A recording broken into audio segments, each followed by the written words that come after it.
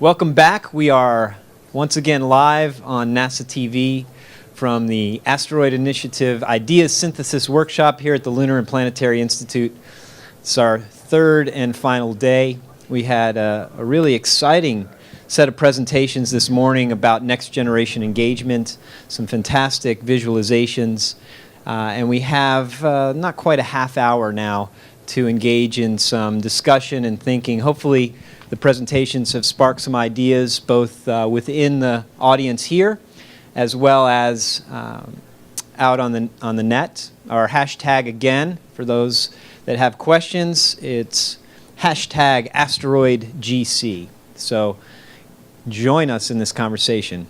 So next generation engagement saw some fantastic visualizations. And I think we started to get a sense that there is an opportunity for people to build on and plug into those systems and play with those systems. And I'm wondering, we didn't really get to dig into that aspect as much. And so both Eric and David, if you might talk a little bit about how moving forward, because we're going to end in about a half hour. We're going to have a plenary session. We're going to go home. And I'm going to feel like we accomplished a lot, but we need to keep moving. And we have a wiki that's gathering ideas, but how are we going to be able to keep folks engaged and utilize these systems that you've already got started so that they can feel like they can continue to participate once we leave here? So can I ask you to dig in on that a little bit? Yeah. Now, I think first, people don't understand quite that the level of images that are available to them on the web from NASA, and by making sure that we make people aware of that, give them links to where they can get those things, and those are images that they can get every day. They're updated. There's real-time data that comes out. Okay, and I think that's important. The second is that there are also videos the same way. But probably the most important thing is that there are models. NASA is keeping a set of models of planetary objects like asteroids, but of spacecraft as well. Okay, and those are things that with HTML5 you can actually put in your browser and interact with in real time. There are also open source software that's free where you can make your own videos and visualizations. And then there's also things that come with operating systems, both for the PC and for the Mac, that people can use, okay? And so it's not like they have to just look at the images we have or look at the videos that NASA makes or that NASA and its partners make. These are things they can make themselves. And so to me, a few links get them started, and probably a few short tutorials, even one-pagers, would help a lot. And maybe we can even start that dialogue on your wiki page, so that people can say, oh, how do I make a movie? Or how do I make a mosaic? Or how do I make a map?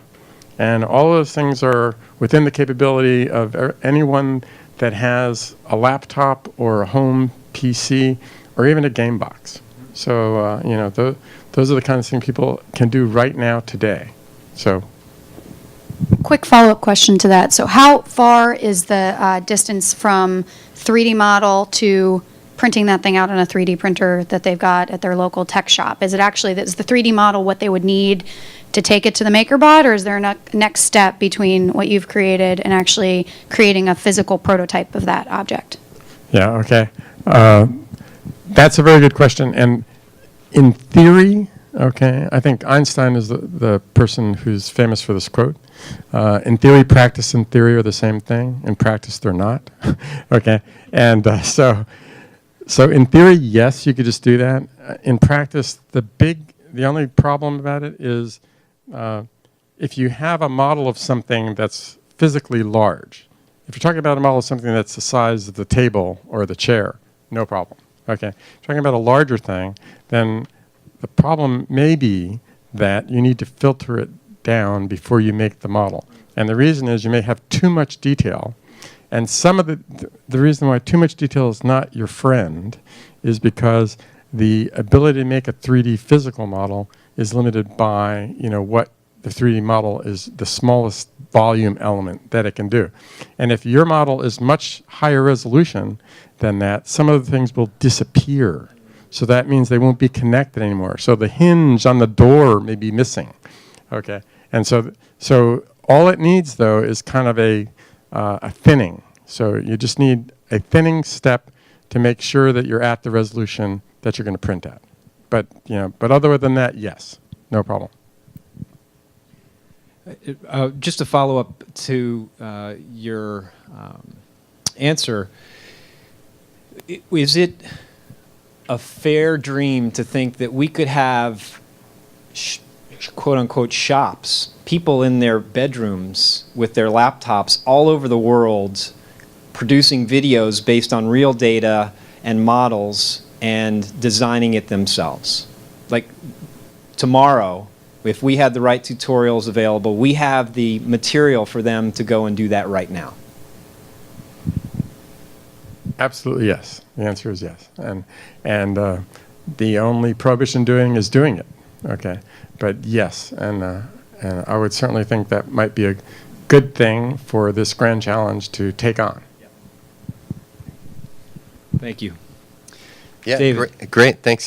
Just in response to your question about what can people do now, I didn't mention this in the talk, but Eyes on the Solar System is part of a suite, which is a trio of Eyes on the Earth, Eyes on the Solar System, and also Eyes on the Exoplanets. And so it's really cool. I encourage everyone to go and just Google either one of those. They'll all come up as a set, and you can choose which one you'd like to see. But it's a lot of fun exploring. And I think one thing that would be nice to add to the wiki is what would you do with it? What would you like to add to it? What would you like to do that you can't do? How do you feel about the interface? Is it easy enough? I mean, ideally, this is the Google Earth for the entire solar system. It, for all of the exoplanets, and to be able to have the ease of participation, I think, is a really interesting thing, and it's so flexible that we can do all kinds of stuff just standing outside. I got a lot of great ideas of what would be really cool to do, and I think that all of those things are going to be a really great thing to discuss, especially over the wiki, and to think about, because I think it's a tool that's waiting for something. It's already interesting, it's already great, but there's a lot of capabilities that it could have. We have a question, please. I was just going to say, I know that a lot of the tools you use are kind of off the shelf, and many of them may even have demo versions. They certainly did at one time. Getting links to those and stuff, and maybe some easy ingest capability for your models might get people, maybe the place is the wiki, that people could immediately upload those models and play with them almost in the same way that you guys do. A question?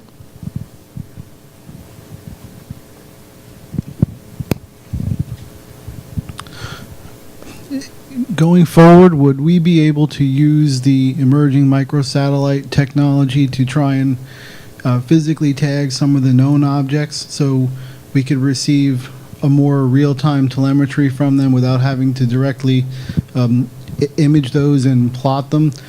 And would it be useful to use that to try and detect the gravitational tugs of the unknown objects to give us an idea of where to look, and to be able to use those interactions to augment the mathematical models and the all the visualization techniques with a more real-time data? I will throw that out to the crowd that's smarter than me. All I can say is that I've had conversations with folks that have looked at small sat challenge possibilities where we could do that very thing, but I am certainly not the one to be able to say yes we can. Is there somebody in the audience?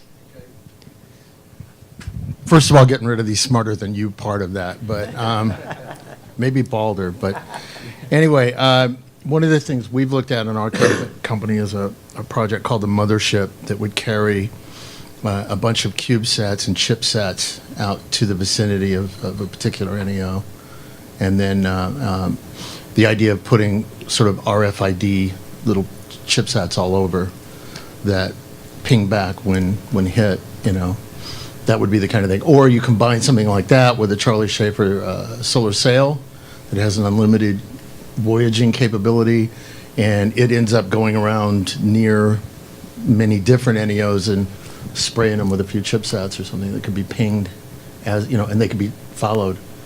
And of course, by the way, we can take those out on the net and have different classrooms own, this is, Jose Montega Elementary School's chipset tracking this asteroid that got named because somebody was working like we talked about yesterday.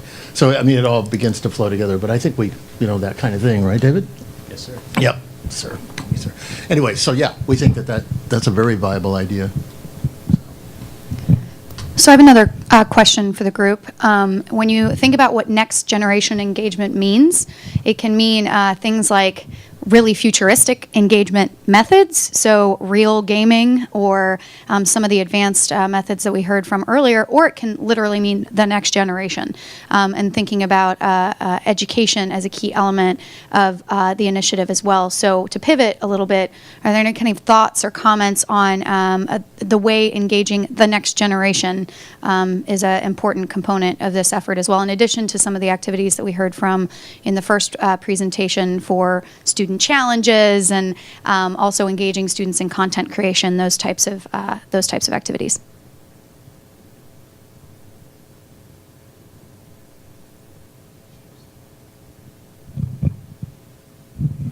If I can go backwards and speak to the previous question, as far as finding near-Earth objects, there are really only two ways to do it. One is visually, infrared or visible, seeing them, and the other is if they hit the Earth.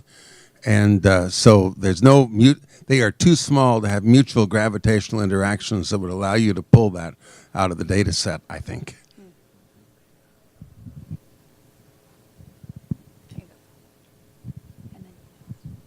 Well, I was just going to make a statement that I think it was Kevin that said earlier, is that there are these programs that already exist that are like FIRST, that are huge, and Lunar Bots. And I think one place to start is with that group of people and trying to get the asteroid awareness up. But there may be others out there. There's, the science fairs and things like that we want to look at. There's the Conrad Awards every year. And I know that Nancy might be really interested in partnering with us on something like this. So we should look at these established areas that are already tapping into the next generation and look at having like an asteroid overlay on it aspect. Yeah, it sure seems like the place to start with outreach is with the programs that already have substantial outreach and just allowing them to fulfill their potential. But I'm struck by the fact that there are these we've got mathematical models of spacecrafts and celestial bodies, and I know that there are these kind of graphical programming environments or creative animation environments that even preschoolers, or not preschoolers, but elementary schoolers are using these days. I think to incorporate NASA data sets into those, or even have NASA branded, build your spacecraft, explore an asteroid, whatever, seems like a good way to start. And I think the opportunity for somebody out there, whether it's an app builder or somebody else in the space, to allow it, to allow the data from JPL, for instance, to turn into a MakerBot model. I mean, if there isn't an off-the-shelf tool that does that already, certainly there's somebody listening to this who could probably pretty easily construct one. Yeah. And just make the stuff available. Yeah. I agree with that. I think one thing that to allow the next generation, especially, or whoever it is, but to have them act as participants in working with the information rather than just listening, or rather than it just be one way.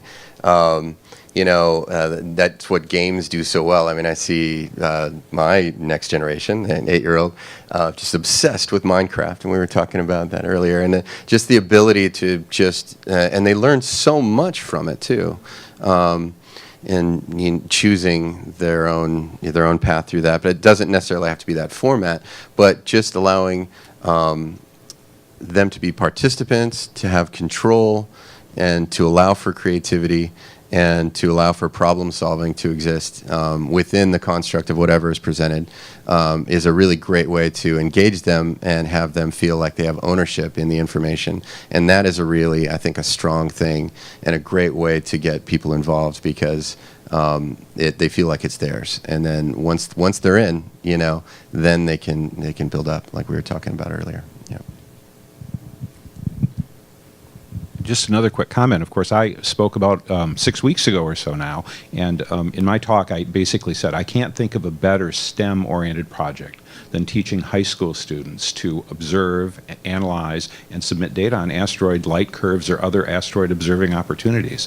It sure seems like it's kind of it sounds so far out, but the idea that there'd be a high school class that would teach, science, math students how to do this work, I think it's a fantastic platform for teaching them all the fundamentals of science and math. So, I've been amazed by what JPL is doing, and especially about this visualization. One of the things, I've been going to the Maker Faire every year in San Mateo, and it seems to me that community is really interested in 3D printing. And if you could download those visualizations, I'm not sure if it's, it'd be a big draw, but if people see an asteroid or see that one's coming and they could download it and get a 3D model and could use it as in the classroom or something like that, it might be another aspect of trying to get people involved in that community. Not to toot our own horn, but Grand Challenge did have a presence at the New York City Maker Faire, and Ames, in fact, Matt Reyes and some of his cohorts did an incredible job of printing out a handful of missions as well as asteroids that are available online to get the data like Eric's talking about. And then we had QR codes where people could link in and get that. And so you're absolutely right. That community, there's such a vibrancy in and a real interest in getting tangible and hands-on with the work. So we continue to look at ways of engaging there and expect that we will be in San Mateo with a presence. So great, thanks.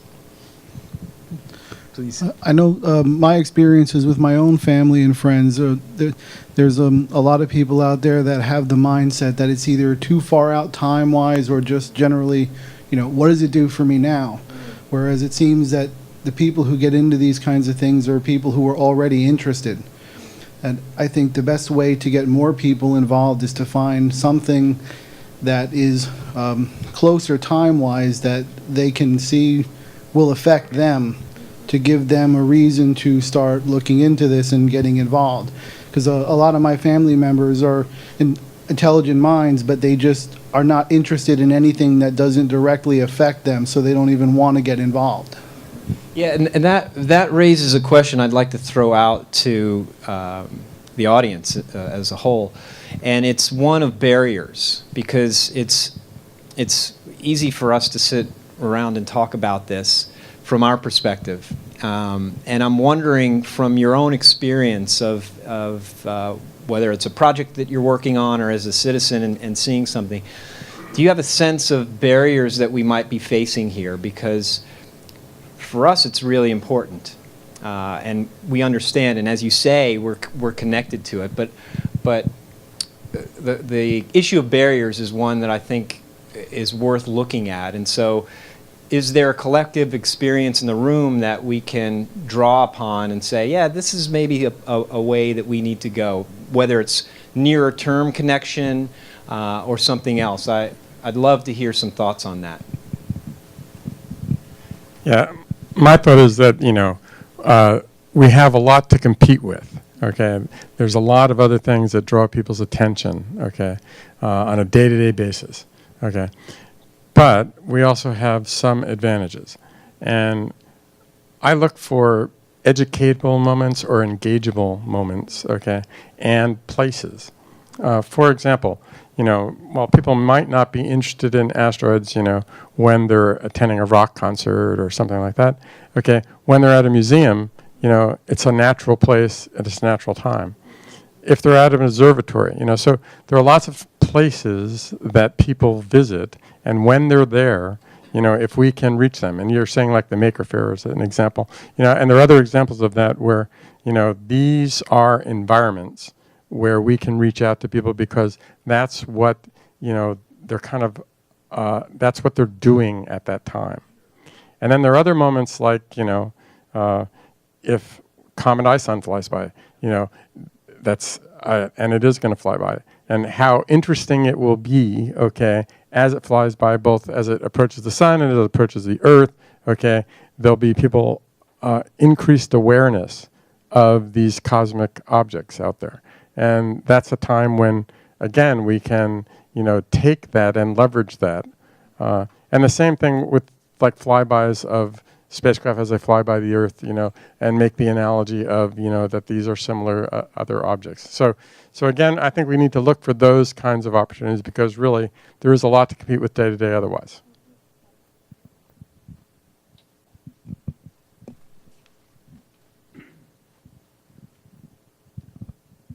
I like what Eric had said. However, those are like vitamin pills. And folks need to do their homework. I even see it within NASA. NASA needs to do its homework, complete the damn survey first, and find low delta V targets to bring things back. But there are those educational moments. They're like vitamin pills, planetarium productions, interesting things on Discovery or whatever. But do your damn homework. A question for you. Do you remember what it was that sparked your interest to get down this path? I mean, because that to me is an incredibly teachable moment. Like, what it is that you found your passion in doing this work?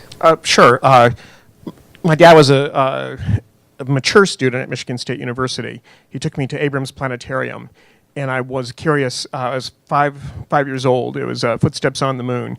And to a child's eyes, you're overwhelmed with visual density in the planetarium. Even if it was an old Spitz STP projector, I was convinced we were flying through space. And unlike the Apollo guys, it only took us 20 minutes to get to the moon and back. Planetarium technology back in 69, 70 time frame is not like it is today with full dome and whatnot.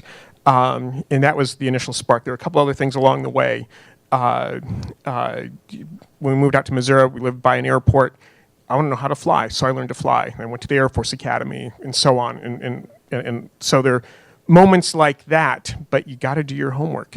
And the moments are less frequent now. However, there are adult moments when you're looking at an image from Hubble that no one else has seen yet, and there's something new. Or you're seeing a new spectral line in a near-Earth asteroid from data that you're collecting in real time from IRTF.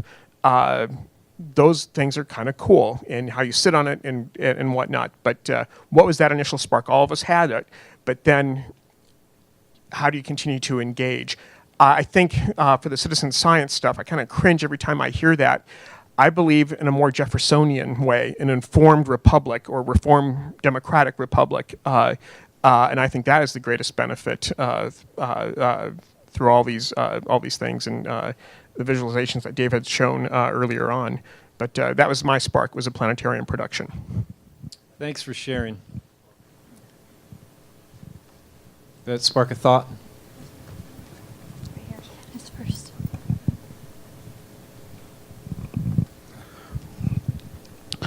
As far as engaging people, would it be possible to create something sort of like an intellectual stock market where if somebody that does this kind of thing, if what they do will help further another company's effort to the point where it would save them a development cost, that they could earn a share of stock, something so that the people who say, what does it do for me now, would actually have something that tangible that they can see that it will do for them, and give them a reason to want to go out and want to get educated and want to get, keep up with the tutorials and things, because it would give them a better chance of actually earning something.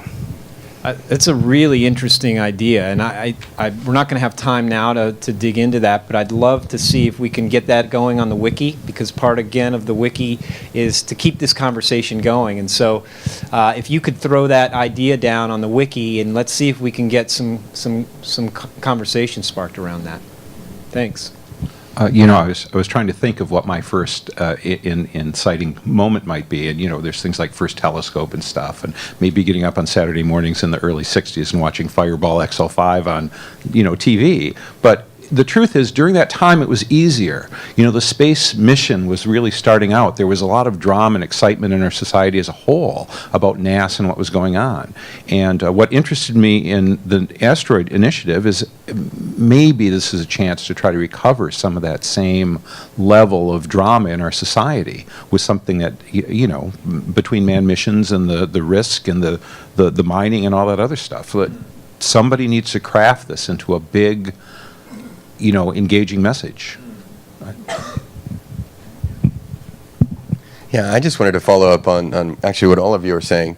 I love the idea of creating incentives along the way, especially so that when we're talking about barriers and things, there's a lot of young people out there that don't have the role models or the perceived incentives to keep on going and knowing that they want to reach this goal, and so I think that's really great, and if we could help to create those experiences along the way that will help them to get them to want to do their homework, then, because I agree, that it's necessary and it's extremely important. But I think one of the barriers is simply just access. And one of the challenges is to reach high, to do all of the things that we want to do on the cutting edge of creating new interactions with technologies and things, but still be aware that access to those things sometimes may be difficult, and trying to create it in a way so that it may not be completely impossible.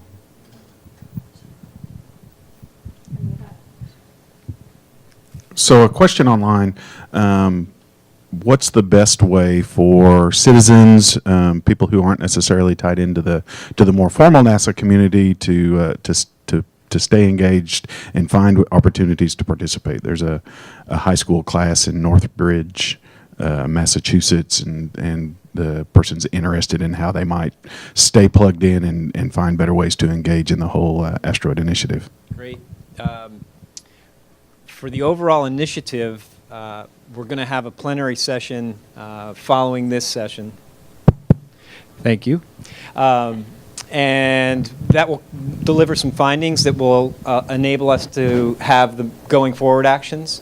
I can speak specifically to the Grand Challenge, where we have this wiki that we've created, and it's not a NASA-owned wiki. I don't want to say that it's ours. It's the community's. And so we've thrown it up there. We have the means to have it available, but the purpose is to get comments and feedback. And so that's the most immediate way. We anticipate some virtual meetups that we're going to start at the beginning of next year, where people can come together and hopefully spark in-person conversations, where there'll be satellite groups that will be gathering around the topic of asteroids and the Grand Challenge. We also anticipate getting a seminar series started where we can start building some education around the basics of what we're talking around here. We'll have a presence at the Maker Faire in San Mateo.